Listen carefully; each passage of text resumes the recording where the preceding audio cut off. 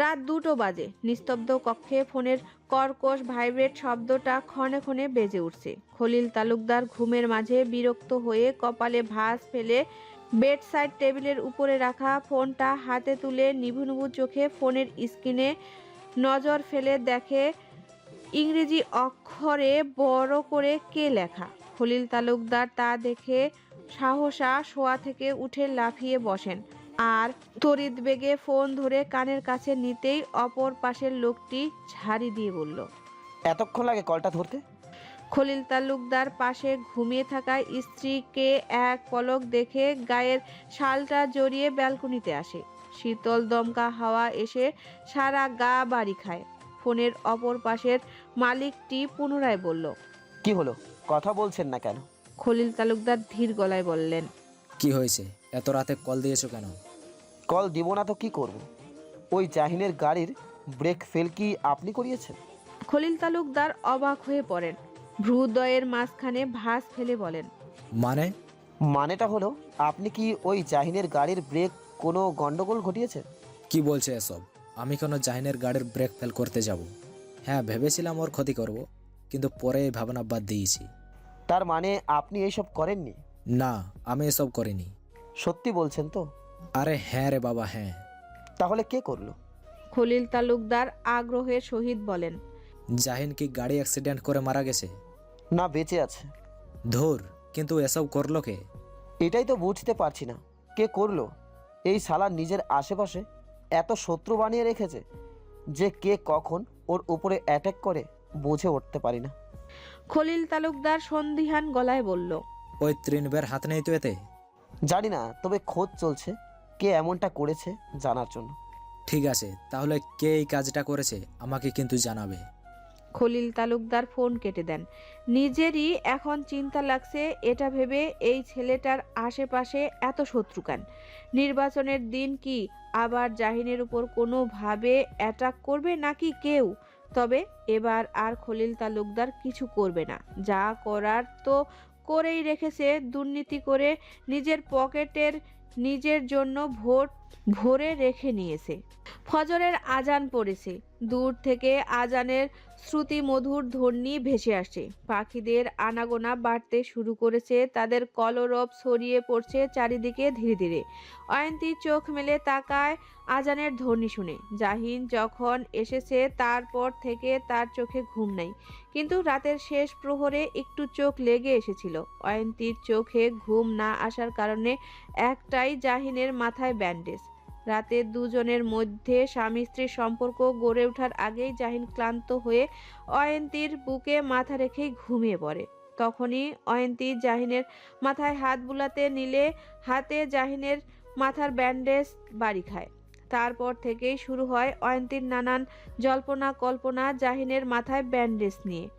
যদিও জানে জাহিন তাকে এই বিষয়ে একটা শব্দও বলবে না, কিন্তু তার তো স্ত্রী হিসেবে অধিকার আছে সবটা জানার। অয়ন্তী চোখ নামিয়ে ঘুমন্ত জাহিনের মুখশ্রীর দিকে তাকালো। ভোরের মৃদু আলোতে জাহিনকে দেখা যাচ্ছে।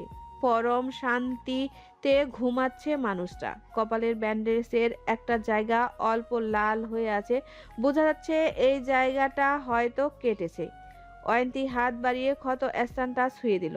জাহিন ভ্রু কুঁচকে নিয়ে নিজেকে আর একটু গুটিয়ে নিয়ে অয়ন্তীকে শক্ত করে জড়িয়ে ধরে।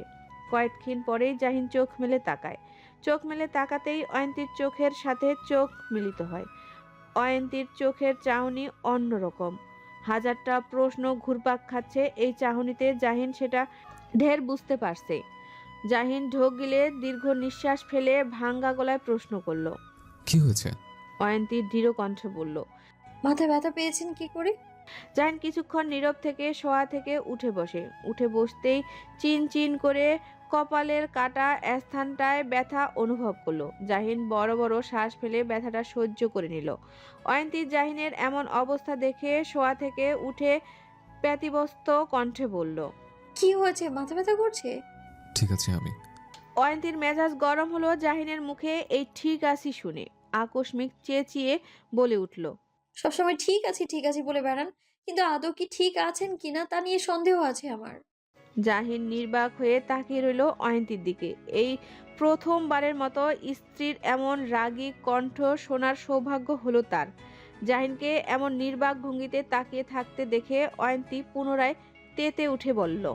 কি হলো, এমন ফ্যালফেল নয়নে তাকিয়ে আছেন কেন? জাহিন কিছু বলতে উদ্যক্ত হতে নিবে তখনই অয়ন্তী রুক্ষ কণ্ঠে শাসানো স্বরে বলে ওঠে। আপনি এমন একগুঁয়ে কেন জাহিন? ওই দিন পিঠে এত বড় একটা ব্যথা পেয়েছেন, যেটার কথা এখনো ভালো করে নির্মূল হয়েছে কিনা সন্দেহ আছে। আবার আজকে মাথা ফাটিয়ে এসেছেন, মানে নিজের উপর কেন এত অত্যাচার করছেন আপনি? জাহিন মুগ্ধ নয়নে রাগান্বিত স্ত্রীর দিকে তাকিয়ে আছে। রাগলে তো খুব সুন্দর লাগে এই মেয়েকে। কেমন রাগে নাক ফুলাচ্ছে, মিষ্টি কণ্ঠস্বর রুক্ষ হয়ে গেছে। বিশেষ করে অয়ন্তীর এমন রাগী কণ্ঠে তার জাহিন নামটা বেশ লাগছে। জাহিনকে এমন নীরব থাকতে দেখে অয়ন্তী এবার ধরা কণ্ঠে বলল। কেন আপনি এমন পাগলামো কেন করছেন নেতা মশাই? কেন নিজের দেহটার উপরে এত অত্যাচার করছেন আপনি? নিজের প্রতি একটু সদয় হন। যদি আপনার কিছু হয় তাহলে একটাবার ভেবে দেখেছেন এই পরিবারের মানুষগুলোর কি হবে? জাহিন মৃদু হেসে ভাবশীলীন গলায় উত্তর দিল। কার কি হবে জানি না, তবে তোমার অবস্থা যে শোচনীয় হবে সেটা বুঝতে পারছি। অয়ন্তী কেঁদে কুটে একাকার হয়ে বলল। আপনি মজা নিচ্ছেন না আমার সাথে? নিন, আরো বেশি করে মজা নিন। যখন আমার কিছু একটা হবে তখন বুঝবেন প্রিয় মানুষটা কিছু হলে বুকের ভেতর কেমন লাগে। জাহিন চমকে উঠে অয়ন্তীর কথা শুনে। কি বলছে এই মেয়ে? পাগল টাগল হয়ে গেল নাকি? তার যাই হয়ে যাক না কেন, অয়ন্তীর গায়ে একটা আঁচড়ও কাটতে দিবে না সে। আর এই মেয়ে কিনা এমন অলুক্ষ কথা বলছে, এত বড় সাহস! জাহিন রাগী গলায় কিছু বলতে গিয়েও থেমে যায় স্ত্রীর এমন দিশেহারা অবস্থা দেখে। হৃদয় তোলপাড় হতে শুরু করলো। অয়ন্তী এখনো কাঁদতে ব্যস্ত। জাহিন তপ্ত নিঃশ্বাস ছেড়ে অয়ন্তীর বাহু ধরে নিজের বুকের মাঝখানে চেপে ধরে নরম গলায় বলল। ঠিক আছে, কান্না করার দরকার নেই, চুপ করো। এখন থেকে নিজের উপর সদয় হবা, ঠিক আছে? এখন থেকে নিজের উপর সদয় হব, ঠিক আছে? সাবধানে চলাফেরা করবো। অয়ন্তী সময় নিয়ে কান্না থামালো, কিন্তু ফোপানো কমেনি। জাহিন অয়ন্তীকে নিজ বুক থেকে সরিয়ে অয়ন্তীর চোখের কোণার জল মুছিয়ে মজা করে বলল। যেই হারে চোখের পানি ফেলেছো, আজকে একটা পুকুর বানিয়ে ফেলে যেত সে পানি দিয়ে। আর সেই পুকুর ভর্তি পানিতে মাছ চাষ করা যেত। তারপর আমি সেই মাছ বিক্রি করে মস্ত বড়লোক হয়ে যেতাম। অয়ন্তী নাক ফুলিয়ে বলল। বেশরম পুরুষ মানুষ, কোনো লজ্জা শরমের বালাই বলতে নাই। জাহিন ফিক করে হেসে উঠে বলল। গালি দিলে নাকি তুমি আমাকে? আপনাকে বকা খাওয়ার ব্যবস্থা করছি আমি, দাঁড়ান। জাহিন ভ্রু কুঁচকে বলল। মানে? আমি গিয়ে সবাইকে আপনার এসব কীর্তির কথা জানিয়ে দিব।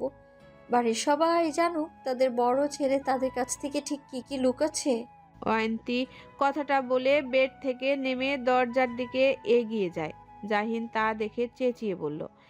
আরে অয়ন্তী, দাঁড়াও।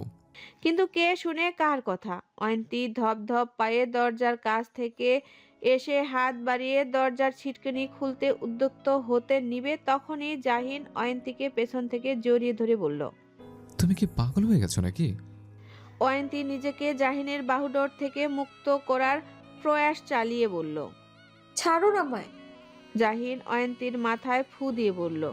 শোনাবো আমার, গরম মাথাটা ঠান্ডা করো। কথাটা বলে জাহিন আরো কয়েকবার অয়ন্তীর মাথায় ফু দিয়ে বলল।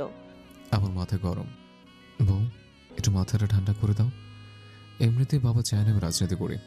এখন তুমি যদি গিয়ে সব কথা সবাইকে বলে দাও তাহলে বাবা আমার উপরে খেপে যাবেন।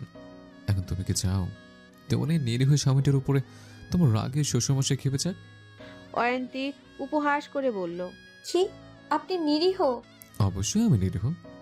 ঠিক আছে, আমি না হয় বললাম না আপনার এসব কীর্তি কথা, কিন্তু এই কপালের ব্যান্ডেজটা আপনি কি করে আড়াল করবেন সকলের কাছে?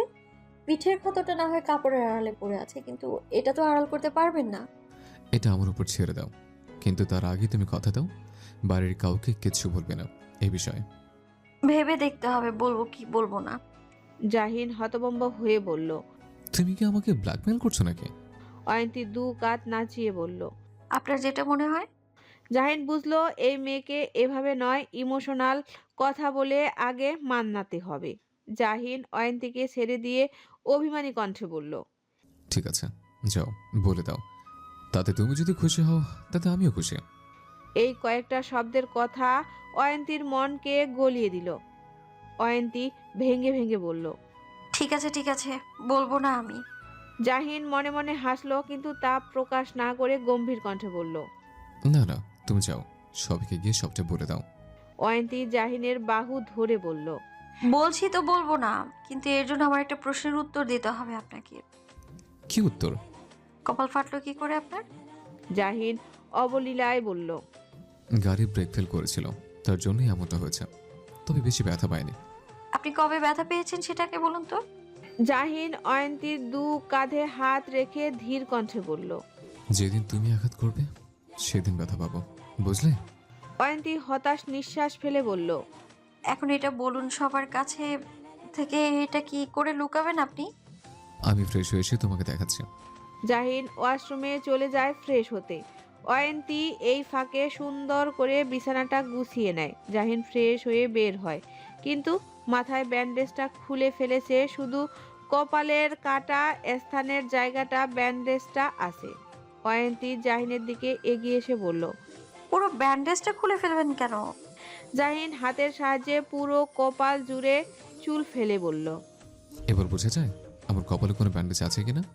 অয়ন্তী দুপাশে মাথা নাড়িয়ে না বুঝায়। জাহিন নিজেকে বাহবা দিয়ে প্রফুল্ল গলায় বলল। দেখলে তো তোমার স্বামীর মাথায় কত বুদ্ধি।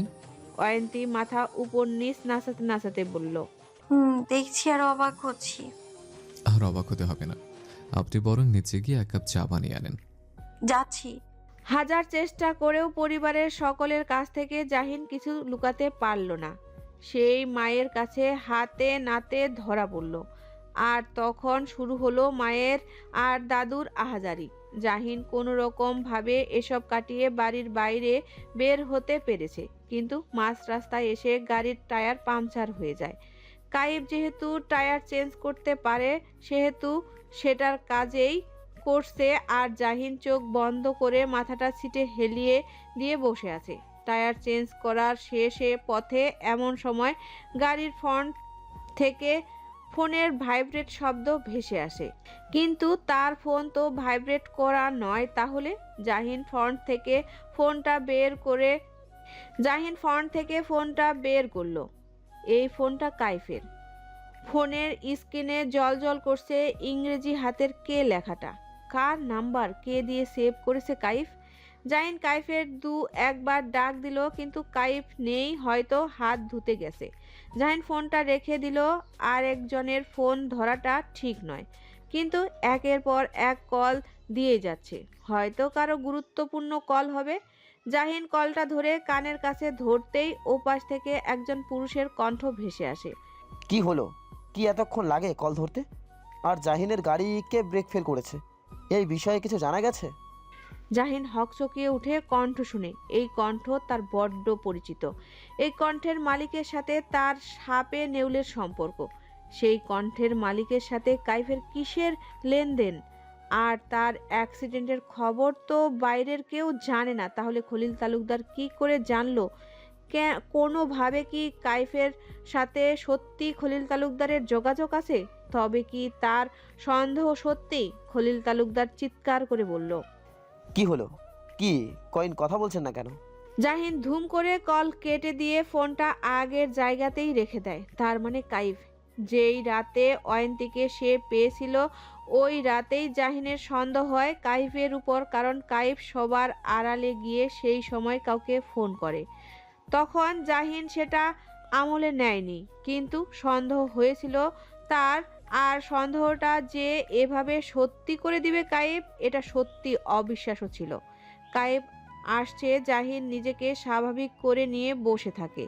কাইফ এসে ড্রাইভিং করা শুরু করে। জাহিন এক পলক কাইফকে দেখে শীতল কণ্ঠে ডাক দিল। কাইফ, হুম। কোনোভাবে কি তুই আমার উপরে ক্ষিপ্ত? হঠাৎ জাহিনের মুখের কথা শোনা মাত্রই কাইফ ব্রেক কষে। জাহিন স্থির চোখে কাইফের দিকে তাকিয়ে থাকে।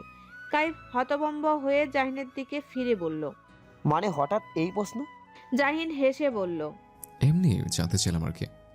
ও, কাইফ গাড়ি ড্রাইভ করা শুরু করে। জাহিন বাইরের দিকে তাকিয়ে আছে। নিজের আপন মানুষ শত্রুর সাথে হাত মেলালো ভাবা যায়, কিন্তু কেন মিলালো? কিসের শত্রুতা তার সাথে? নাকি শুধু এটা জানার জন্যই ফোন দিয়েছে তার গাড়ির ব্রেক ফেল কে ঘটিয়েছে? জাহিন বুঝে উঠতে পারছে না কিছু। কপালের কাটা স্থানটা চিনচিন ব্যথা করছে। জাহিন চোয়াল শক্ত করে মনে মনে আওড়ালো। তোকে তো আমি দেখে নেবো কাইফ। যদি কোনোভাবে তুই অন্তর কিডন্যাপিংয়ের সাথে জড়িত থাকিস তো তাহলে তোর ধ্বংস আমার হাতে লেখা আছে। কিন্তু খলিল তালুকদার যদি গাড়ি ব্রেক ফেল না করিয়ে থাকে তাহলে কে করেছে? এটা ত্রিনভ নাকি অন্য কেউ? এইদিকে কাইফের চিন্তা হচ্ছে জাহিন হঠাৎ কেন তাকে এমন একটা প্রশ্ন করলো। কোনোভাবে কি জাহিন তাকে সন্দেহ করছে? কিন্তু কিসের ভিত্তিতে সন্দেহ করছে তাকে? রাত পেরোলেই পৌরসভা মেয়র পদের নির্বাচন। এর মাঝে খবর এসেছে কাইফ নিখোঁজ। তার খোঁজ কোথাও পাওয়া যাচ্ছে না। আকস্মিকভাবে কিভাবে কি হয়েছে কিছুই বোঝা যাচ্ছে না। নুহাস তড়িঘড়ি করে জাহিনের কেবিনে এসে ঢুকে অস্থির কণ্ঠে বলল। ভাই, জাহিন ফোনে কথা বলছিল। নুহাসকে দেখে হাত বাড়িয়ে থামিয়ে দেয়। জাহিন ফোনের কথা বলা শেষ করে বলল। কি হয়েছে?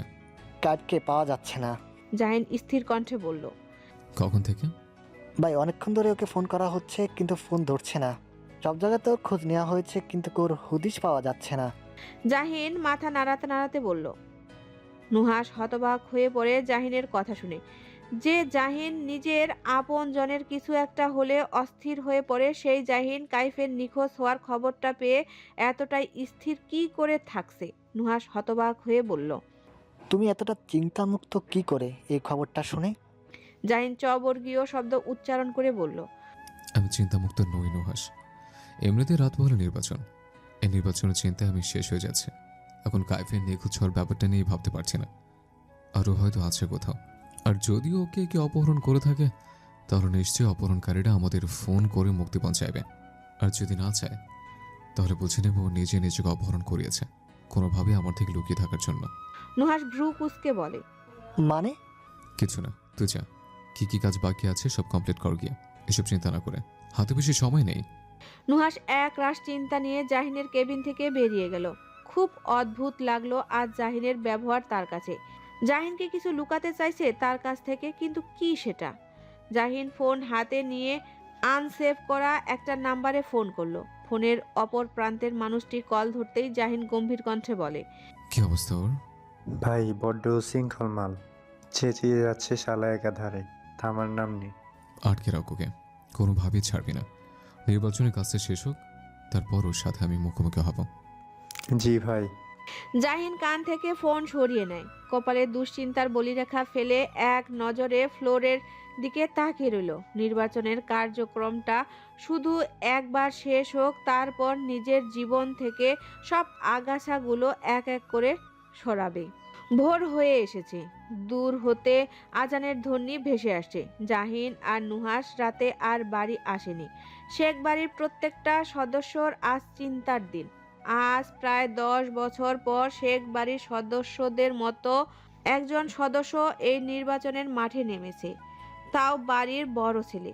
কে এই নির্বাচনে বিজয়ী হবে তা নিয়ে উত্তেজনার মত নেই। জহুরা বেগম আল্লাহর কাছে একটাই প্রার্থনা করছে, 10 বছরের আগের ঘটনাটা যেন এইবার আর কোনোভাবে পুনরাবৃত্তি না হয়, তাহলে পরিবারটা এবার শেষ হয়ে যাবে। প্রত্যেক কেন্দ্রে ভোট নেওয়া শুরু হয়ে গেছে। জনগণদের ভোট নেওয়া হবে সকাল 8টা থেকে বিকাল 4টা পর্যন্ত। সকল কেন্দ্রে পুলিশ কর্মকর্তা থেকে শুরু করে আনসার বাহিনীরা সকলেই উপস্থিত আছে, যাতে করে কোনো প্রকার অসাধু কাজ না করতে পারে কোনো দলের সদস্যরা। জাহিন তার নিজের এলাকার ভোট কেন্দ্র থেকে নিজের ভোটদান সম্পূর্ণ করে নিজ এজেন্টদেরকে সবটা বুঝিয়ে দিয়ে প্রস্থান করে।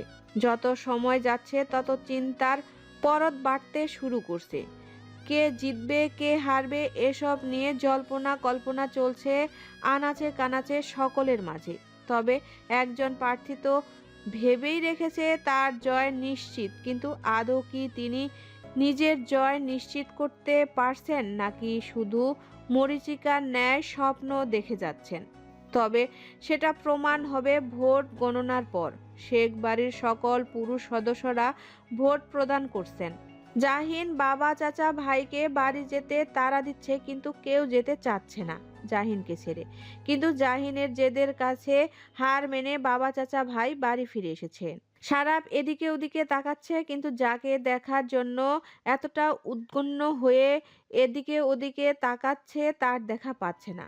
সময় পেরিয়ে গেছে ভোট দেওয়ার। তবে কি সে আসেনি ভোট দিতে, নাকি অন্য কেন্দ্রে গেছে ভোট দেওয়ার জন্য? আচ্ছা, একটা ফোন করে জানলে কেমন হয়? সারা ফোন করে যেই কল করতে যাবে তখনই আরেকজন পুলিশ কর্মকর্তা ডেকে ওঠে। সারা ফোন পকেটে ঢুকিয়ে চলল নিজের ডিউটির পালন করতে। ভোটের কার্যক্রম নির্বিঘ্নে সম্পূর্ণ হলো। তবে কিছু কিছু কেন্দ্রে গোলাগুলি সূচনা হয়েছিল, যা সেখানকার নিরাপত্তা বাহিনী সামলে নেয়। এবার শুরু হলো ভোট গণনা প্রক্রিয়া। শেখ বাড়ির সকলে ড্রয়িং রুমে উপস্থিত আছেন। শেখ রেজাউল সাহেব চিন্তায় সারা রুমময় জুড়ে পায়চারি করছেন। তা দেখে রোকেয়া বানু স্বামীকে বললেন, আপনি একটু শান্ত হয়ে বসুন না, এভাবে পায়চারি করলে অসুস্থ হয়ে পড়বেন তো। রেজাউল সাহেব স্ত্রীকে থামিয়ে দিয়ে বললেন, তুমি বুঝতে পারছো না রোকেয়া, আমি দুশ্চিন্তায় স্থির হয়ে থাকতে পারছি না। আহান চেঁচিয়ে বলল, দাদা ভাই এত চিন্তা করো না, দেখো ভাইয়া বেশি ভোট পেয়ে জিতবে। সকলে আহানের কথা শুনে স্মিত হাসল। আজমল শেখ চুপ করে বসে আছেন। ছেলের চিন্তায় দুদণ্ড শান্তিতে নিঃশ্বাস ফেলতে পারছে না যতক্ষণ না এই নির্বাচনের রেজাল্ট না জানতে পারবেন। মুখে মুখে যতই বলে বেড়াক ছেলে যেন এই রাজনীতি থেকে সরে আসে, কিন্তু মনে চায় ছেলের মনের বাসনা পূর্ণ হোক আর মেয়র পদে নির্বাচিত হোক। অয়ন্তী নিজ রুমে বসে আছে। 24 ঘন্টারও বেশি হতে চলছে স্বামীকে না দেখে আছে সে। মানুষটা কি করছে না করছে কিছুই জানে না। বিকেলের দিকে নুহাস কল করে জানিয়েছে শুধু তারা নিরাপদে আছে। অয়ন্তীর টেনশনে হাত পা ঠান্ডা হয়ে আছে, জাহিন জয়ী হবে নাকি হবে না এসব ভেবে। কিন্তু মানুষটা এতটা পরিশ্রম করার পরও যদি কোনোভাবে বিজয়ের মুকুট মাথায় না উঠে, তাহলে যে মানুষটা ভেতরে ভেতরে ঘুমড়ে যাবে সেটা অয়ন্তী শতভাগ নিশ্চিত। তাই মনে প্রাণে দোয়া করে যাচ্ছেন যেন জাহিন তার পরিশ্রমের ফল পায়।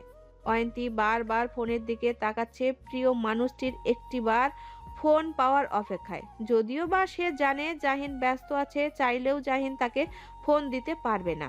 অয়ন্তী দীর্ঘ নিঃশ্বাস ছেড়ে মাথাটা হেলিয়ে দেয় বেডের মাথায়। কয়েকক্ষণ পরেই ফোনের রিংটন বেজে ওঠে। অয়ন্তী তড়িৎ বেগে ফোন হাতে নিয়ে দেখে আননোন নাম্বার। ধরবে নাকি ধরবে না এসব ভাবতে ভাবতে ফোন কেটে যায়। কিছুক্ষণ পর আবারও একই নাম্বার থেকে কল আসলো। এবার অয়ন্তী ধরল। আসসালামু আলাইকুম, কে বলছেন? কোনো রাও আসলো না। অয়ন্তী কান থেকে ফোন সরিয়ে দেখে নিল কল কেটে গেছে নাকি, কিন্তু না, কল কাটেনি। অয়ন্তী পুনরায় ফোন কানে নিয়ে বলল, কে বলছেন? ভেসে আসলো একটা ভরাট পুরুষালী কণ্ঠস্বর। কেমন আছো অয়ন্তী? অয়ন্তী চমকে ওঠে। এই কণ্ঠের মালিক তো লাবিব। অয়ন্তী কল কাটার জন্য উদ্যত হতে নিলে লাবিব তড়িঘড়ি করে বলে, অয়ন্তী প্লিজ কলটা কাটবে না, আমি তোমার কাছে 5 মিনিট ভিক্ষা চাইছি, শুধু একটিবার আমার কথাগুলো শোনো। 5 মিনিট পর তুমি কেটে দিও, আমি বাধা দেব না, কিন্তু ঘড়ির হাজার হাজার মিনিটের মাঝে 5টা মিনিট আমাকে দাও। অয়ন্তী ঢোক গিলে আসতে বলল, কি কথা? আমি চলে যাচ্ছি। লাবিব থেমে যায়। অয়ন্তীর সাড়া না পেয়ে বলল, জিজ্ঞাসা করবে না কোথায় যাচ্ছি আমি? কোথায় যাচ্ছেন? সেখানে যেখানে চাইলেও আমি আমার অবাধ্য মনটাকে বুঝাতে পারবো না। তুই যে শহরে আছিস সেই শহরেই তোর প্রিয় মানুষটা আছে, কারণ তার শহর আর আমার শহর যে আলাদা হতে চলেছে। অয়ন্তী চুপ রইল। লাবিব নৈশব্দে হেসে বলল, ভালো থেকো অয়ন্তী, খুব ভালো থেকো তুমি। স্বামীর সংসার নিয়ে চলে যাচ্ছি আমি এই বাংলাদেশ ছেড়ে। তোমার জীবনটা রঙিন হয়ে থাকুক সব সময়, কখনো যেন সেই রঙিন জীবন ফ্যাকাশে না হয়ে যায়। কোনোভাবে কি আপনি ঘুরিয়ে পেঁচিয়ে অভিশাপ দিলেন আমায়? লাবিব আতকে উঠে বলে, কি বলছো এসব? প্রিয় মানুষকে কেউ অভিশাপ দেয়? প্রিয় মানুষটা যাতে সব সময় ভালো থাকে তার জন্য আমি আল্লাহর কাছে সব সময় প্রার্থনা করি। লাবিব স্লান কণ্ঠে বলল, ও হ্যাঁ, সময় শেষ হয়ে যাচ্ছে আমার। আচ্ছা অয়ন্তী, কোনোভাবে কি এই সময়টা থামিয়ে দেওয়া যায় না? যদি পারতাম আমি সময় নিয়ন্ত্রণ করতে, তাহলে আমি অতীতে ফিরে যেতাম আর প্রিয় মানুষটাকে নিজের করে নিতাম। কিন্তু সময় আর স্রোত চাইলেও যে তুচ্ছ মানুষরা থামাতে পারে না, বরং তাদেরকে সময়ের সাথে তাল মিলিয়ে চলতে হয়। আর সেই সময়ের মাঝে কেউ কেউ নিজের প্রিয় জনকে পেয়ে পূর্ণতা পায়, আবার কেউ কেউ প্রিয়জনকে না পাওয়ার আকাঙ্ক্ষা নিয়ে বেঁচে থাকে। অয়ন্তী চুপ করে শুনে গেল লাবিবের প্রত্যেকটা কথা। এই মানুষটা এক সময় তার স্বামী হওয়ার কথা ছিল, কিন্তু ভাগ্যের লিখনে আজ অন্য পুরুষের অর্ধাঙ্গিনী, যাকে কিনা সে নিজের সবটুকু উজাড় করে ভালোবাসে। কিন্তু এই মানুষটা এখনো তার মোহে পড়ে আছে। অয়ন্তী তপ্ত নিঃশ্বাস ছেড়ে বলল, আপনার সময় শেষ হয়ে আসছে লাবিব। নিজের জীবনটাকে গুছিয়ে নিন লাবিব। আপনার লম্বা একটা জীবন পড়ে আছে, উপভোগ করুন আপনি জীবনটাকে। অতীতের পিছুটান মনের মাঝে চেপে রাখবেন না, তাতে আপনারই কষ্ট হবে, অন্য কারো নয়। চেষ্টা করব অতীতের পিছুটান ভুলে যেতে। ভালো থাকবেন, রাখছি। অয়ন্তী কল কেটে দেয়। লাবিবের বুকের ভেতরটা পুড়ছে, বড্ড পুড়ছে। শূন্যতা জেঁকে বসছে তার চারিদিকে। না চাওয়া সত্ত্বেও 2 ফোঁটা নোনা জল গড়িয়ে পড়ল। বুকের বাঁ পাশটা শক্ত করে চেপে ধরে ধরা কণ্ঠে বলল, এত দূরত্ব কেন হলো আমাদের মাঝে? এত কাছে এসেও কেন পূর্ণতা পায়নি আমাদের সম্পর্ক? হয়তো তুমি আমার ভাগ্যে ছিলে না, তবে পরজন্ম বলে যদি কিছু থেকে থাকে, তাহলে আমি যেন সেই তোমাকেই পরজন্মে পাই। ঘড়ির কাঁটায় 7:30টা বাজে। লোক মুখে শোনা যাচ্ছে খলিল তালুকদার এবারের নির্বাচনেও বিজয় লাভ করেছেন, কিন্তু এখনো সেটা অফিসিয়ালি ভাবে ঘোষণা করা হয়নি। কিন্তু জহুরা বেগম যখন এই কথাটা শুনেছেন তখন ক্লান্ত শরীর নিয়ে সবাই মাথাটা হেলিয়ে দেয়। মাথা যন্ত্রণা করছে, এত চিন্তা আর নিতে পারছেন না। কোনোভাবে যদি ছেলে তার হেরে যায় তখন ছেলেকে কিভাবে সান্ত্বনা দিবে সেটা তার জানা নেই। তবে এতটুকু জানে, ছেলে যদি হেরেও যায় সেই হারার যন্ত্রণাটা প্রকাশ করবে না। কয়েকদিন পরেই রিহান সদর দরজা পেরিয়ে ঘরে প্রবেশ করতে করতে চেঁচিয়ে চেঁচিয়ে বলছে, মা, মা, ভাইয়া জিতে গেছে। বিপুল ভোট পেয়ে ভাইয়া জিতে গেছে। ভাইয়ার স্বপ্ন পূরণ হয়েছে মা। সকলের মুখ খুশিতে উজ্জ্বল হয়ে উঠল। অয়ন্তী আল্লাহর দরবারে শুকরিয়া আদায় করল। আহান কথাটা শুনে চেঁচিয়ে উঠে জাহিনের প্রত্যেকের নাম বলতে শুরু করলো, সাথে রেজাউল শেখও নাতির সাথে যোগ দিল। জহুরা বেগম স্বস্তির নিঃশ্বাস ছাড়ছেন। অবশেষে ছেলের স্বপ্ন পূরণ হলো, এত পরিশ্রমের ফল পেল। আজ থেকে জাহিন এই পৌরসভার মেয়র হলো। জহুরা বেগম 2 চোখ দিয়ে 2 ফোঁটা জল গড়িয়ে পড়ল, তবে সেটা দুঃখের নয়, সুখের। যারা মায়ের চোখের জল দেখে মাকে জড়িয়ে ধরে বলল, মা, ভাইয়া জিতে গেছে। আজমল শেখ চুপ করে বসে রইল। মনে মনে খুশি হলেও সেটা সকলের সামনে প্রকাশ না করে মনের মাঝেও চেপে রাখলো। বাড়ির সকলে খুশিতে আত্মহারা, কিন্তু বুকের ভেতরে এক স্থানে যে 10 বছরের আগের এক ক্ষত আছে, যে ক্ষতটা তাজা করে দেওয়ার দিন সামনে ধরে আসছে। পৌরসভা নির্বাচনে মেয়র পদে বিপুল ভোট পেয়ে জয়ী হয়েছেন শেখ আবরার জাহিন। টিভির বড় পর্দায় জাহিনের বিজয়ের খবর পাঠ করছে সংবাদ পাঠিকা। তা দেখে খলিল তালুকদার রেগে মেগে হাতের কাছে যা পেয়েছেন তা দিয়েই টিভির পর্দায় আঘাত করে বসলেন। সাবিক বাবাকে আগলে ধরে শান্ত করার প্রয়াস চালিয়ে বলল, আব্বা শান্ত হন, আপনার শরীর খারাপ করবে। ওই জাহিন কি জয় হতে পারে? আমি এত টাকা খরচ করলাম জনগণের পেছনে, আর তারা আমাকে ভোট না দিয়ে ওই জাহিনকে ভোট দিয়েছে। বিশ্বাসঘাতকতা করেছে আমার সাথে ওরা। ওদের আমি ছাড়বো না, ওদের লাশ ফেলবো আমি। আব্বা, হার জিত থাকবে, এটাই নিয়ম। আর আপনি তো 10 বছর ছিলেন, এবার না হয় জাহিন ভাই মেয়র পদে বসলো। খলিল তালুকদার ছেলের গায়ে হাত তুলে বললেন, হার আমির বাচ্চা, তুই আমার ছেলে নাকি ওই জাহিনের চামচা, কোনটা? সাদিক আর একটা কথা না বলে চুপচাপ পার্টি অফিস থেকে বের হয়ে যায়। পাগল হয়ে গেছে তার বাবা, এই হার মেনে নিতে পারছেন না। খলিল তালুকদারের রাগে হাত পা কাঁপছে। কাঁপা কাঁপা হাতে চেয়ারম্যান সাহেবের ফোন করলেন। চেয়ারম্যান সাহেব ফোন ধরতেই খলিল তালুকদার গগন কাঁপিয়ে চিৎকার করে বলল, এটা কি করে হলো চেয়ারম্যান সাহেব? আমার জয়ের কথা ছিল, কিন্তু তার উল্টো। সরি। দেখুন খলিল সাহেব, যেখানে জনগণরা জাহিনকে চেয়েছে সেখানে আমার কি করার থাকতে পারে, কিন্তু তারপর আমি নিজের সর্বোচ্চ দিয়ে চেষ্টা করছি আপনাকে এবারও মেয়র পদে বসানোর জন্য, কিন্তু জনগণের যদি আপনাকে না চায় সেখানে আমার কিছু করার নেই, আর আপনিও এটা মেনে নিন। বলেই চেয়ারম্যান সাহেব ফোন কেটে দেয়। খলিল তালুকদার শরীরের সমস্ত শক্তি দিয়ে ফোনটা ছুঁড়ে মারল দেওয়ালে। এত সহজে এই হার মেনে নিবে না উনি, এই হারের শোধ তুলবেন উনি। জাহিন দূর আকাশের ঝলমল করতে থাকা তারার দিকে এক দৃষ্টিতে তাকিয়ে আছে। সকলে উল্লাসে মেতে উঠেছে, কিন্তু জাহিনের সেই উল্লাসের প্রতি কোনো নজর নেই। চোখ টলমল করছে তার। শত বাধার পর সে কারো স্বপ্ন পূর্ণ করতে পেরেছে। সেই মানুষটা যদি আজ তার পাশে থাকতো তাহলে হয়তো তাকে বুকে জড়িয়ে ধরে পিঠে চাপড় মারতে মারতে বাহবা দিত। নুহাসের ডাকে জাহিনের ধ্যান ভাঙে। বাই। জাহিন তর্জনী দ্বারা চোখের কোণায় জমে থাকা জল মুছে নুহাসের দিকে ফিরে বলল, হুম। বাই। দলের জনগণরা আর সকলে মিলে আনন্দ মিছিল নিয়ে বের হতে যাচ্ছে। হুম, বের হোক। তুমি থাকবে না? না, আমার এক জায়গাতে যেতে হবে। নুহাস আর প্রশ্ন করলো না। নুহাস খুব ভালো করেই জানে জাহিন ঠিক কোথায় যাবে। জাহিন গাড়ি নিয়ে বের হয়ে পড়ল। 10 মিনিট পরই নিজের গন্তব্য স্থানে এসে পৌঁছালো। জায়গাটা বড্ড নিরিবিলি, ঝিঝি পোকার ডাকে মুখরিত হয়ে আছে। কেমন গা ছাড়া ভাব। জাহিন ধীর পায়ে হেঁটে এসে ইট দিয়ে ঘেরা এক কবরের সামনে বসলো। কবরের এক পাশে দেওয়ালে বড় বড় করে লেখা অরহান শেখ। জাহিন কয়েকক্ষণ বসে কবর জিয়ারত করে মৃদু হেসে বলল, কেমন আছো ভাইয়া? নিশ্চয়ই খুব ভালো আছো। ভালো থাকবেই তো।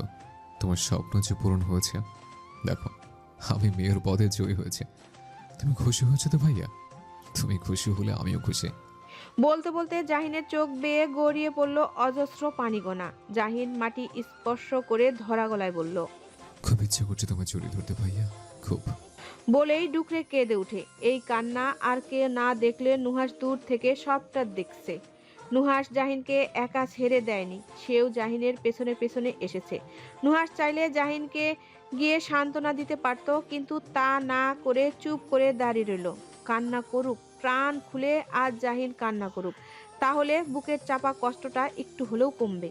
শেখ বাড়ির সকল সদস্যরা হাসি মুখে আবেশে আপ্লুত হয়ে টিভির পর্দায় তাকিয়ে আছে। কারো ভাই, কারো সন্তান, কারো স্বামী, কারো নাতিকে দেখানো হচ্ছে টিভির বড় পর্দায়। জাহিনকে সকলে হাসি খুশি মুখে নব মেয়র হিসেবে বরণ করে নিচ্ছে। চারিদিকে চলছে আনন্দ উল্লাস। জাহিন এগুলো করতে চায়নি, কিন্তু জনগণরা নিজ থেকে সব কিছু করে যাচ্ছে। জাহিন নিজের ভেতরে কষ্টটা ধামাচাপা দিয়ে ক্যামেরার সামনে হাসি মুখে কথা বলছে। জাহিন রাজনৈতিক সকল কার্যক্রম শেষ করে রওনা হলো নিজ আপন নীরের উদ্দেশ্যে, নিজের আপন মানুষদের কাছে। গাড়ি চলছে আপন গতিতে। মাঝে মাঝে রাস্তায় দেখা মিলছে জনগণের উল্লাসের মিছিল। এই উল্লাস জাহিনকে ভেতর থেকে প্রশান্তি অনুভব করালো। সকলে আজ কত খুশি। যদি সেই মানুষটা আজ বেঁচে থাকতো তাহলে হয়তো এই খুশির মাত্রাটা আরো দ্বিগুণ বেড়ে যেত। আজ থেকে জাহিনের নতুন এক জীবন শুরু, নিঃস্বার্থভাবে এই দেশের জনগণের পাশে দাঁড়ানোর জীবন। তাদের সকলের বিপদ আপদের সামনে কোনো রকম স্বার্থ ছাড়া ঢাল হয়ে দাঁড়ানো। কিন্তু জাহিনের চিন্তা হচ্ছে এই জয়ের জন্য তার বা তার পরিবারের উপর কোনো রকম আঘাত আসবে না তো? অনেকেই যে তার এই জায়গাটা মন থেকে মেনে নিতে পারছে না। জাহিন এসব ভেবে দীর্ঘ নিঃশ্বাস ছেড়ে মাথাটা হেলিয়ে দেয় সিটের উপরে। নজর পড়ে গাড়ির লুকিং গ্লাসের উপর। মুহূর্তেই মাঝে ভ্রু কুঁচকে মাথাটা তুলে নেয়। কিছু একটা ভেবে নুহাসকে আদেশ করলো, নুহাস, গাড়িটা সাইডে রেখে থামো তো। নুহাস কিঞ্চিত অবাক হয়ে বলল, কিছু কি হয়েছে? না, তুই গাড়িটা থামা। নুহার সাইড দেখে গাড়ি থামালো। জাহিন লুকিং গ্লাসের দিকে স্থির চোখে তাকিয়ে রইল। লুকিং গ্লাসে স্পষ্ট দেখা যাচ্ছে সাদা রঙের হাইটস একটা গাড়ি এসে গাড়িটির অনেকক্ষণ যাবৎ জাহিনের গাড়ি অনুসরণ করছে। জাহিনের গাড়িটা থামাতে সেই গাড়িটাও থামলো। জাহিন অনেকক্ষণ যাবৎ লক্ষ্য করে এসেছে এই গাড়িটি, কিন্তু তেমন পাত্তা দেয়নি। কিন্তু এখন তার দৃঢ় বিশ্বাস এই গাড়িটি তার গাড়ি অনুসরণ করছে আর সুযোগ খুঁজে বেড়াচ্ছে হামলে পড়ার। কারা আছে গাড়ির ভিতরে? কোনো বিরোধী দলের ভাড়া করা লোকেরা? এই মুহূর্তে বুদ্ধিমানের কাজ হলো এই গাড়িকে ফাঁকি দিয়ে সহি সালামতে চলে যাওয়া। নুহাস জাহিনকে এভাবে স্থির হয়ে বসে থাকতে দেখে শঙ্কিত হয়ে বলল, কি হয়েছে ভাই? জাহিন কোনো উত্তর না করে গাড়ির দরজা খুলে গাড়ি থেকে নেমে ড্রাইভিং সিটের দরজা খুলে নুহাসকে আদেশ ছুড়ল। ওই পাশে গিয়ে বস। নুহাস চুপচাপ গাড়ি থেকে নেমে প্যাসেঞ্জার সিটে গিয়ে বসে। জাহিন ড্রাইভিং সিটে বসে গাড়ি স্টার্ট দেওয়ার সাথে সাথে অজ্ঞাত গাড়িটিও চলতে শুরু করলো। তা দেখে জাহিনের ঠোঁটের কোণে ফুটে উঠল তীর্যক হাসি। নুহাস নির্বাক হয়ে জাহিনের কার্যকলাপগুলো দেখে যাচ্ছে। গাড়ি চলতে শুরু করলো, কিন্তু অস্বাভাবিকভাবে। একের পর এক জাহিন গাড়ি ওভারটেক করা শুরু করলো। অজ্ঞাত গাড়িটিও অন্যান্য গাড়িগুলো ওভারটেক করা শুরু করলো। নুহাস শ্বাস আটকে শক্ত করে বসে রইল। কি হচ্ছে কিছুই বোধগম্য হচ্ছে না তার। যখন জাহিন বুঝতে পারলো অজ্ঞাত গাড়িটি তাদের হারিয়ে ফেলেছে, তখন জাহিন গাড়ি স্বাভাবিক গতিতে এনে চোখ মুখ শক্ত করে বিড়বিড় বলল, হারামির বাচ্চারা। নুহাস ঘাড় ঘুরিয়ে জাহিনের দিকে তাকালো। কি চলছে জাহিনের মনে? প্রশ্ন করলে প্রশ্নের উত্তরও দিচ্ছে না। কোনোভাবে কি কেউ তাদের অনুসরণ করছিল, যার জন্য জাহিন এমন বেপরোয়াভাবে গাড়ি ড্রাইভ করছে? টিভিতে শেখ আবরার জাহিনের জয়গানের খবর পাঠ করছে সংবাদ পাঠিকা, আর তার দিকে এক দৃষ্টিতে তাকিয়ে আছে ত্রিনব। হাত বাড়িয়ে রিমোট নিয়ে টিভির পাওয়ার অফ করে দিয়ে সেন্টার টেবিলের উপরে পা দুটো টান টান করে রেখে শরীরটা হেলিয়ে দেয় সোফায়। হাতে তার পানীয় যা ক্ষণে ক্ষণে ঠোঁটের ভাঁজে এনে রাখছে, আর তা পরম শান্তিতে খাচ্ছে। ত্রিনবের পাশে বসে থাকা ছেলেটা বলল, ভাই ওই জাহিন তো জিতে গেল। ত্রিনব স্বাভাবিক গলায় বলল, এই শালা যে জিতবে এটা জানার কথাই। আপনার বাবা যে হেরে গেল তার কাছে, তাতে রাগ হচ্ছে না আপনার? না, কারণ বাবা হেরেছে ওর বিপরীতে, আমি হারিনি, যাতে করে ওর উপরে আমার রাগ উঠবে। তবে ত্রিনব সোজা হয়ে বসে বলল, আমার প্রতিশোধ নেওয়া শেষ হয়নি এখনো। কি করবেন ভাই এখন? সামনে শেখ বাড়ির বড় ছেলে আরহানের মৃত্যুবার্ষিকীর দিন ঘনিয়ে আসছে। ওদিন যদি শেখ বাড়ির আরেক ছেলের মৃত্যুবার্ষিকী দিন বানিয়ে দেই, তখন কেমন হয় ব্যাপারটা বলতো? খুবই রোমাঞ্চকর ব্যাপারটা, তাই না? মানে? ত্রিনব কিছু বলল না, শুধু কুটিলি হাসলো। কি করবে না করবে সবটা মনে মনে অনেক আগ থেকেই ভেবে রেখেছে ও।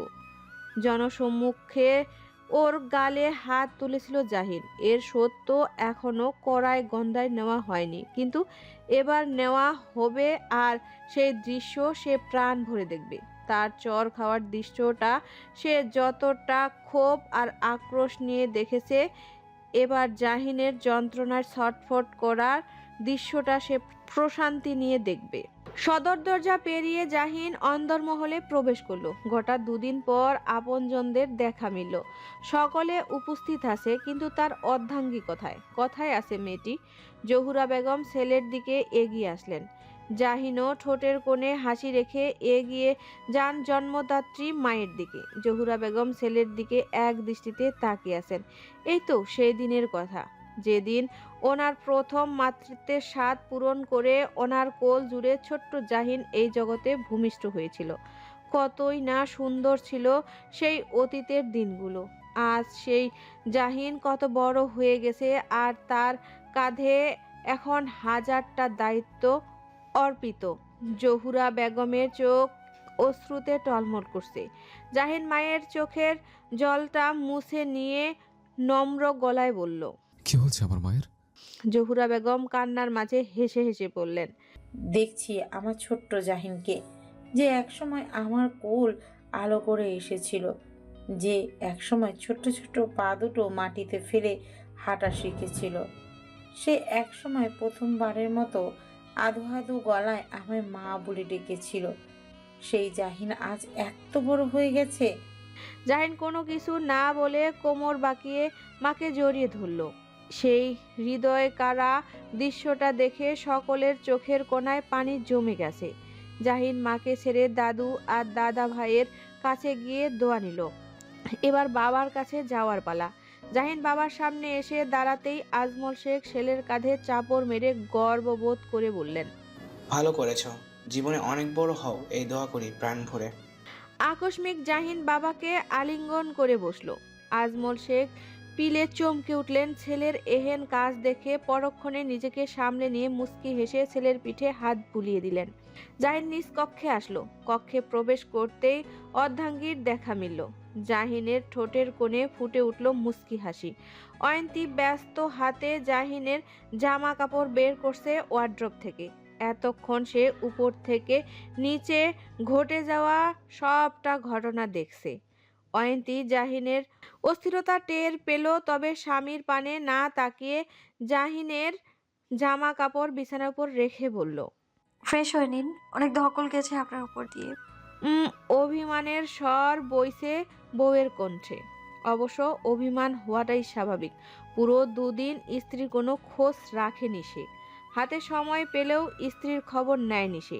জাহিন ধীর পায়ে হেঁটে অয়ন্তীর ধারে এসে পুরো গলায় বলল, গোটা 2 দিন দূরে ছিলাম বউর থেকে।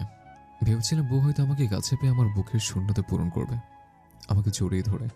কিন্তু দেখো, অবুঝ বউ আমার অভিমান করে বসে আছে। অয়ন্তী জাহিনের দিকে ফিরে থমথম গলায় কিছু বলতে গিয়েও থেমে যায় স্বামীর ক্লান্ত পরিশ্রান্ত চেহারাটা দেখে। মানুষটা হয়তো এই 2 দিন খেয়ে না খেয়ে অক্লান্ত পরিশ্রম করেছে, আর এখন তাও উচিত স্বামীর এই মুহূর্তে ভালোবাসার আলিঙ্গনে আবদ্ধ করা। অক্লান্ত পরিশ্রম করে দিন শেষে পুরুষরা একটু শান্তির জন্য তো নিজের প্রিয় নারীটির কাছে আসে। অয়ন্তী 2 কদম এগিয়ে এসে জাহিনের বুকে মাথা রেখে 2 হাত দিয়ে শক্ত করে জড়িয়ে ধরে। জাহিনও অধর কোণে হাসি রেখে নিজের শক্ত পুরুষালী হাত দ্বারা স্ত্রীর নরম দেহটা জড়িয়ে ধরে শূন্য তুলে নিয়ে মুখ ডুবালো স্ত্রীর কাঁধে। পার হলো কয়েক মুহূর্ত, কারো মুখে কোনো রাও নেই। দুজনে অনুভব করলো এক অন্যের হৃদয়ের ওঠানামা। জাহিন অয়ন্তীর পা জোড়া জমিনে রাখলো। অয়ন্তী স্বামীর কাছ থেকে সরে এসে অনুরাক্ত কণ্ঠে বলল, অভিনন্দন নেতামশাই। কথাটা বলে থেমে যায় অয়ন্তী। পরক্ষণে কিছু একটা ভেবে তড়িঘড়ি করে বলল, না না, নেতামশাই নয়। জাহিন ভ্রু কুঁচকে বলল, তাহলে? এখন তো আর আপনি নেতামশাই নন, নেতা থেকে মেয়র হলেন, তো আজ থেকে আর আপনি নেতামশাই নন, মেয়র সাহেব। জাহিন শব্দ করে হেসে অয়ন্তীর কোমর ধরে নিজের কাছে এনে ফিসেল কণ্ঠে বলল, এসব নেতামশাই মেয়র সাহেব না রেখে জাহিন বলে ডাকো। অয়ন্তী চমকে উঠল। নাম ধরে ডাকবো আপনাকে? এতে তো অবাক হওয়ার কি আছে? ওই দিন তো ঠিকই আমার নাম ধরে ডেকেছিলেন। অয়ন্তী মিনমিন করে বলল, ওই দিন তো রাগ উঠেছিল বলে মুখ ফসকে বলে ফেলেছি। এবারে মুখ ফুসকে ডেকে ফেলো, তোমার কণ্ঠে নিচে নামটা শুনতে বড্ড ভালো লাগে। পারবো না। প্লিজ অয়ন্তী, একবার ডাকো। অয়ন্তী নিজের ঠোঁট কামড়ে জোরে নিঃশ্বাস নিয়ে জাহিনের ঘাড় জড়িয়ে ধরে জাহিনের কানের কাছে মুখ নিয়ে ধীর কণ্ঠে বলল, আপনার স্বপ্ন পূরণের জন্য অভিনন্দন জাহিন। জাহিন হেসে বলল, কিন্তু এখন আর সব স্বপ্ন পূরণ হয়নি আমার। অয়ন্তী চিন্তিত হয়ে জাহিনের পানে তাকিয়ে বলল, আর কি কি স্বপ্ন পূরণ হওয়া বাকি আপনার? তুমি বলো তো ভেবে, একটা ছেলে ঠিক কি কি স্বপ্ন থাকতে পারে? এই তো সুন্দর একটা পরিবার করা, যে পরিবারে থাকবে মা, বাবা, ভাই, বোন, স্ত্রী, সন্তান, আরো অনেকেই। স্বপ্ন কম বেশি সবই পূরণ হয়েছে আমার। শুধু সন্তানের মুখে বাবা ডাক শোনার স্বপ্নটাই এখন অপূর্ণ আছে। কবে শুনবো সেই বাবা ডাকটা? অয়ন্তীর বুকটা ধক করে ওঠে। জাহিন এতটা উতলা একটা সন্তানের জন্য? অয়ন্তী জাহিনকে পুনরায় জড়িয়ে ধরে বুকে মাথা রেখে চোখ বন্ধ করে বলল, যেদিন আল্লাহ চাইবে সেদিন। জাহিন অয়ন্তীর চুলের ভাঁজে চুমু এঁকে দিয়ে বলল, সেদিনটা খুবই তাড়াতাড়ি আসুক আমার জীবনে। বিয়ে করবে আমায় যারা? নুহাসের মুখে এমন অপ্রত্যাশিত কথা শুনে যারা ডান হাতটা কেঁপে উঠে, সাথে কানে রাখা ফোনটাও। যারা স্তব্ধ বিমূঢ় হয়ে সামনের দিকে তাকিয়ে রইল। গলার স্বর কাঁপছে। এই প্রশ্নের কি জবাব দিবে বুঝতে পারছে না। পরীক্ষার প্রশ্ন এতটাও কঠিন লাগেনি যতটা নুহাসের এই প্রশ্নটা কঠিন থেকে কঠিনতম লাগছে তার কাছে। যারাকে নীরব থাকতে দেখে নুহাস পুনরায় শান্ত কণ্ঠে জিজ্ঞাসা করলো, কি হলো, জবাব দিচ্ছ না কেন? যারা শুকনো ঢোক গিলে আমতা আমতা করে বলল, হঠাৎ এই প্রশ্ন? নুহাসের কণ্ঠ অধৈর্য শোনালো। আমি তোমার মুখে হ্যাঁ বা না শুনতে চাই যারা। যারা নিজের জিভ দ্বারা ঠোঁট ভিজিয়ে নিল। নুহাস বলছে তো ঠিকই, ছোট্ট দুটো অক্ষরে হ্যাঁ অথবা না বলতে, কিন্তু এই ছোট্ট অক্ষরগুলো যেন যারার কাছে বিশাল ভারী আর বড় লাগছে। নুহাস আবারও বলল, আই এম ওয়েটিং যারা।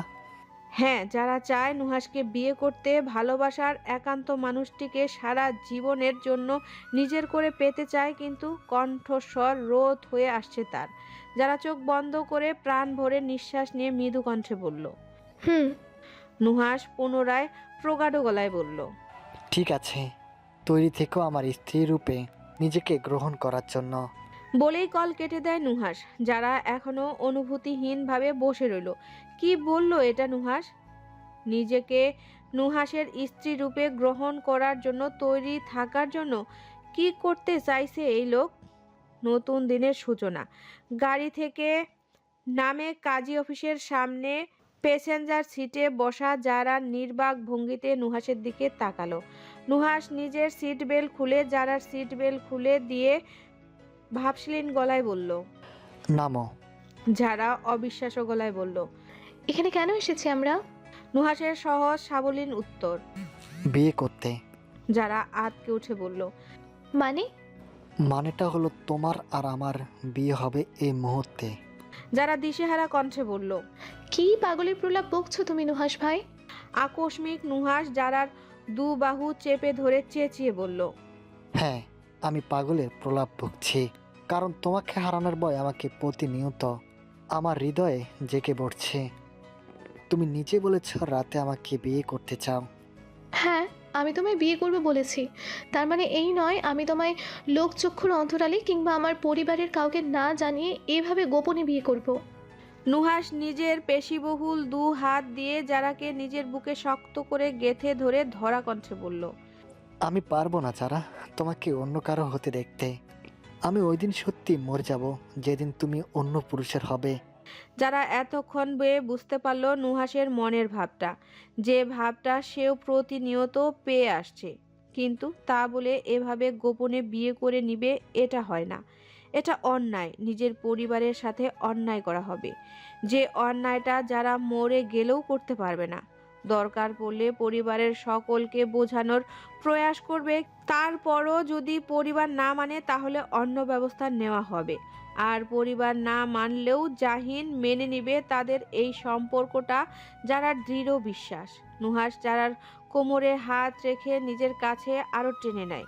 মনে হচ্ছে যেন নুহাস আজ যারাকে নিজের ভেতরে লুকিয়ে রাখার প্রচেষ্টা চালাচ্ছে। যারা দীর্ঘ নিঃশ্বাস ছেড়ে নিজের হাত দুটো নুহাসের পিঠের উপর রেখে আলতো হাতে চাপড় মেরে নরম কণ্ঠে বলল, প্লিজ নুহাস ভাই, একটু শান্ত হও। আমি সবাইকে রাজি করাবো, আর এখনই তো আমাকে বিয়ে দিয়ে দিচ্ছে না, যার জন্য তোমার এতটা ভয় পেতে হবে। নুহাস কথা বলছে না। ভালোবাসার মানুষটিকে নিজের এতটা কাছে পেয়ে দিন দুনিয়া ভুলে গেছে। শুধু অক্ষি জোড়া বন্ধ করে অনুভব করছে প্রেয়সীর স্পন্দনের গতি। যারা নিচ থেকে নুহাসের কাছ থেকে সরে এসে নুহাসের মুখটা নিজের ছোট হাতের মুঠোতে নিয়ে মৃদু হেসে বলল, এত ভয় আমাকে হারানোর? নুহাস ছোট্ট বাচ্চাদের মতো মাথা উপর নিচ করলো। যারা মুস্কি হেসে খোঁচা মেরে বলল, ভয় পাওয়া ভালো, তবে এত বেশি ভয় পাওয়া ভালো না। যারা থেমে বোঝানোর স্বরে বলল, এভাবে গোপনে বিয়ে করতে চাই না আমি তোমাকে নুহাস ভাই। সবার দোয়া নিয়ে আমরা একটা নতুন জীবন শুরু করব, যে জীবনে থাকবে না কোনো রকম লুকোচুরি, থাকবে শুধু এক আকাশ সমান ভালোবাসা, যে আকাশে আমি মুক্ত হয়ে ডানা ঝাপটে উড়ে বেড়াবো। তখন দুনিয়ার সকলে জানবে তুমি আমার একান্ত প্রিয় মানুষটি আমার স্বামী। নুহাস অপলক দৃষ্টিতে যারার দিকে তাকিয়ে রইল। ভেবেছিল যারাও হয়তো তার পাগলামির সাথে তালে তাল মেলাবে, কিন্তু না, এই মেয়ে তার ভাবনা পুরো উল্টে দিল। এত সুন্দর করে সবটা বলল। নুহাস যারার মুখটা নিজের হাতের মুঠোতে নিয়ে যারার দু গালে গভীরভাবে চুম্বন বসালো। যারা নিজের হাত দুটো নুহাসের বুকের উপর রেখে নেত্রপল্লক বন্ধ করে অনুভব করলো প্রিয় মানুষটির ছোঁয়া। নুহাস যারার কপালে নিজের কপাল ঠেকিয়ে মোহনীয় গলায় বলল, কবে এত বড় হয়ে গেলে তুমি যারা? এই তো মনে হচ্ছে সে রাতের কথা, যে রাতে তুমি নিজে কেঁদে সবার মুখে হাসি ফুটিয়েছ তুমি। তুমি হেসেছিলে? নুহাস সরে এসে ড্রাইভিং সিটে বসে সিট বেল্ট লাগিয়ে বলল, বিয়ে যখন করবে না তাহলে বাড়ি চলো। যারা ক্ষীণ স্বরে বলল, তুমি কি রাগ করেছো আমার উপরে? একদম না, বরং আমি খুশি হয়েছি। তুমি আমার অজারিত পাগলামিতে সায় না দেওয়াতে। আর ভবিষ্যতে যা হবে সবটা সবাইকে জানিয়ে হবে। যারা কিছু বলল না, শুধু মুস্কি হাসলো। নুহাস হুইল ঘুরিয়ে ড্রাইভিং করায় মনোযোগ দিল। জাহিনের গাড়ি জনমানবহীন এক স্থানে দাঁড়িয়ে আছে। কিছুক্ষণ পরই আরেকটি গাড়ি এসে থামলো জাহিনের গাড়ির পাশে। সেই গাড়ি থেকে বেরিয়ে আসলো একজন যুবক। যুবকটি জাহিনের গাড়িতে উঠে বসে। জাহিন গম্ভীর কণ্ঠে বলল, জিনিসগুলো কোথায়? যুবকটি নিজ পকেট থেকে একটি ফোন আর পেন ড্রাইভ বের করে জাহিনের হাতে দিয়ে বলল, এই যে। জাহিন হাত বাড়িয়ে ফোন আর পেন ড্রাইভ নিতে নিতে বলল, ওর কি অবস্থা? আছে। আটকে রাখ ওকে, ওর সাথে সময় মতো আমি মুখোমুখি হব। জি ভাই। ভালো করে আপ্যায়ন করবে। জি ভাই, তার বলতে। ঠিক আছে। যুবকটি চলে গেল। জাহিন ফোনের পাওয়ার অন করলো। ফোনের কোনো সিম কার্ড নেই।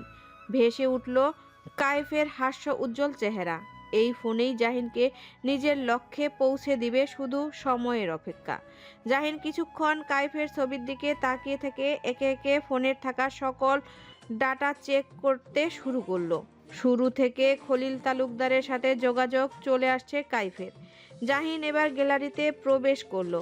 এক এক করে সব ছবি দেখে যাচ্ছে। আকস্মিক একটা ছবির উপর নজর আটকে যায় জাহিনের। ছবিটার উপর ক্লিক করতেই ফোনের পুরো স্ক্রিন জুড়ে দৃশ্যমান হলো। নিজের চোখ দুটোকে যেন বিশ্বাস করতে চায় না। এটা কি সত্যি নাকি তার ভ্রম? তার দুটি প্রিয় মানুষ একে অন্যকে আলিঙ্গন করে আছে। দেখে মনে হচ্ছে দুজনের স্বর্গীয় সুখ অনুভব করছে। জাহিন একের পর এক ছবি দেখে যাচ্ছে, যেন ছবিগুলো অন্য কিছুর মানে প্রকাশ করছে। কিন্তু এসব ছবি কাইফের ফোনে কেন? তবে কি কাইফ সবটা জানে? জাহিন অবিশ্বাস্য গলায় বলে ওঠে, নুহাসের যারা কি করে?